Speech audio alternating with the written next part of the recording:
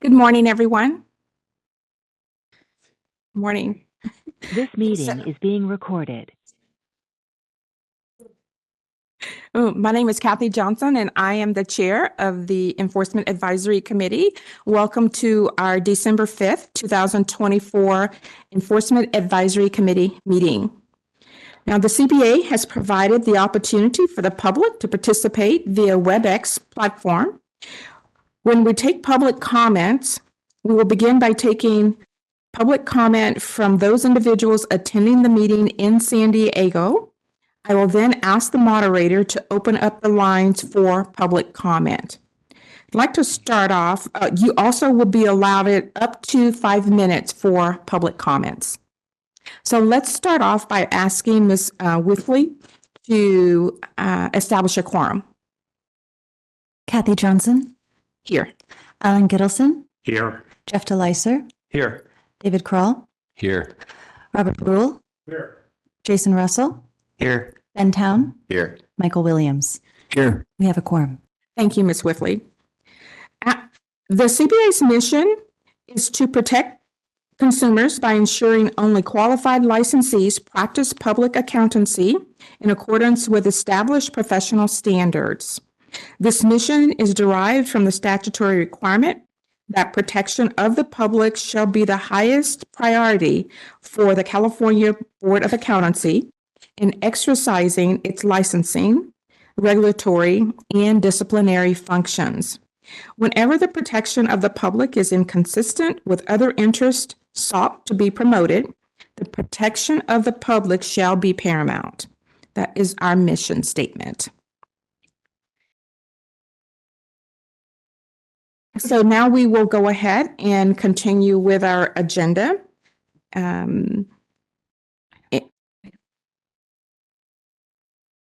Okay, so are there any public comments for items that are not on the agenda? This is the moderator. The Q&A is now open. The instructions are on the screen for your reference. Actually, sorry, this is the moderator. There are no attendees logged in online through WebEx. Thank you, moderator. Now we'll go ahead and move to item 2. And item 2, we need to approve the October 10th, 2024 EAC committee meeting minutes. I Have a motion. move for approval. Second. So we have a motion and we have a second. Are there any questions or comments from other members? Seeing none, I will open it up to public comment. However, we don't have any public participants logged in. So we're in person. No one logged in or in person. So I did check that. So we'll go ahead and call for a vote. Ms. Wifley, will you please take roll? Kathy Johnson. Approved. Alan Gittleson. Approve. Jeff DeLyser. Approve. David Kroll. Abstain. Robert Rule. Jason Russell. Approve. Ben Town. Approve. Michael Williams. Approve. Motion passes. Thank you, Ms. Wifley. So on agenda item number 3, we'll now hear a report of the California Board of Accountancy, and we do not have a CBA liaison here today, so that report will come from Ms. Carrie O'Connor. Good morning. Thank you. I'm Carrie O'Connor, Chief of the Enforcement Division, and I will be providing a report for the 2 CBA meetings that were held in November. So November was a very busy month for us, the CBA. So I'll start first with the November 4th interim CBA meeting. The CBA approved a comment letter in response to the AICPA's CPA competency-based experience pathway exposure draft, expressing concerns with the pathway exposure draft technical quality and the undue burden it would place on candidates, firms, and state boards of accountancy. The CBA approved a comment letter to NASBA and the AICPA regarding the proposed revisions to the Uniform Accountancy Act and model rules, which included comments regarding the proposed changes to the licensure and mobility requirements. You can see those 2 letters for the exposure drafts on the CBA website. Moving on to the November 21st and 22nd CBA meeting, the CBA elected Yen Tu as president, Christian Lata, CPA, as vice president, and a familiar name around the EAC, Doug Aguilera, CPA, as secretary treasurer. The CBA also reappointed Kathy Johnson, CPA, to serve as EAC chair, and Jennifer Benjamin, CPA, to serve as the EAC vice chair for one-year terms effective January 1st, 2025. There was also a new member of the EAC that was appointed, and he will be joining us at the February meeting, so we're excited to have him on the committee. The CBA began work on its next strategic plan, and the CBA will finalize the plan in early 2025. The CBA continued discussions regarding proposed changes to continuing education requirements. The discussion centered on requiring completion of the CBA-approved regulatory review course for new licensees to occur within 6 months of licensure or before their first renewal, whichever comes first. The CBA approved updates to the legislative proposal regarding enhancements to CPA licensure, and the substantive changes included a delayed implementation date to July 1st, 2026 for the new licensure pathways to allow staff time to promulgate regulations, update various forms, update the CBA website, train staff, and perform outreach.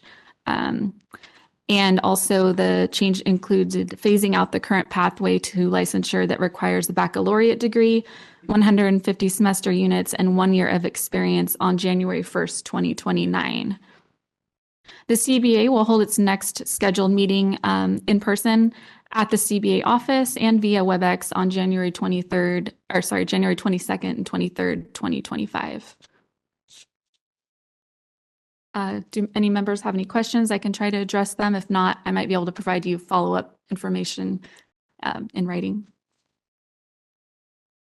Any questions? Seeing no questions, I just want to say thank you.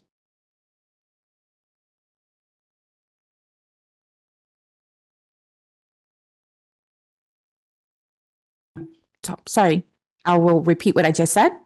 Seeing no questions, I want to thank Ms. O'Connor for that update. But before we move on, I do want to check to see if we have any public comments. Moderator, has any public participants joined? This is the moderator. No, we have 0 attendees. Thank you. So seeing 0 attendees and no attendees here in person, we will go ahead and move on to agenda item number 4. So for agenda item number 4, we're going to ask Ms. O'Connor again, who is our enforcement chief, to give us our report on the Enforcement Advisory Committee. Thank you. The activity report before you today is for the first quarter fiscal year 2024-25. The CBA received nearly 1,500 complaints, and the graph on the bottom of page 1 provides a comparison of the total complaints received as of the same reporting period for the prior two fiscal years. Moving on to page 2, we have included information on the top 3 complaint types, with complaints regarding unlicensed activity being the most common.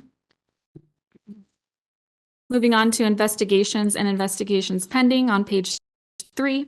At the end of the first quarter of the fiscal year, staff closed over 1,700 cases, with 98% of those cases being closed within 1 year. The average days to close investigations was 89 days. We had a little over 1,500 cases in pending investigations inventory. You will see that there were 3 pending cases over 24 months, and 2 of those cases have been closed since the report. And 1 case will be is still being actively investigated. Discipline-related information can be found on page 4 of the report. Looking first at AG referrals, we referred 10 matters to the AG and filed 13 pleadings. We had 32 matters pending at the AG's office, and we had taken action on 6 final disciplinary orders. Next, we'll move on to page 5, which is citations and fines. The CBA issued 317 citations during this period.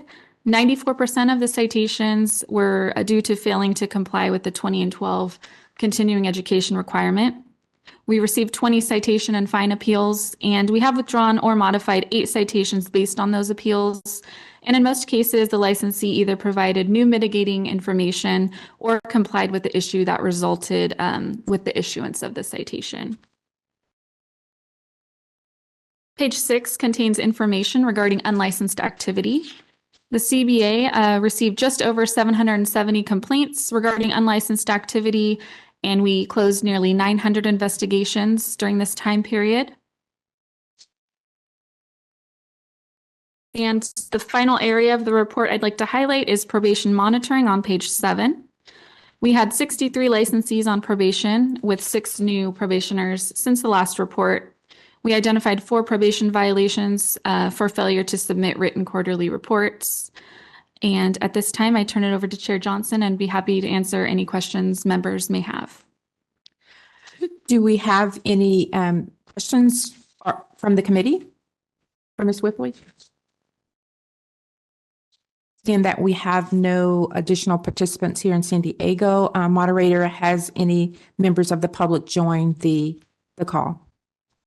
No, there are 0 attendees. Seeing that there's no attendees, I want to go ahead and thank Ms. Whippley for that report. Sorry, Ms. O'Connor. All right, great. Now, at this point in the agenda, we're going to move on to closed session.